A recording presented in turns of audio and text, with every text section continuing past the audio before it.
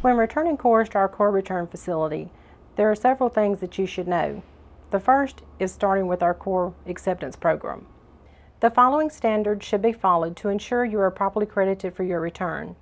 The cores must be a Delco Remy program core.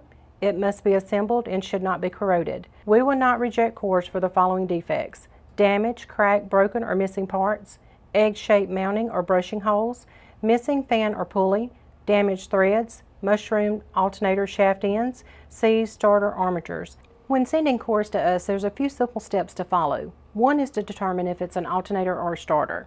The next step is to determine the core group the part belongs to. We have two helpful resources you can use to identify the part. The first is our online catalog. If the product number is still visible on the product, simply type that into the catalog and hit submit. You can then click on the model number and see a photo of the product family and additional details about the part to help you in your core identification. The other resource is our core return guide. It includes helpful photos and tips for identifying the product.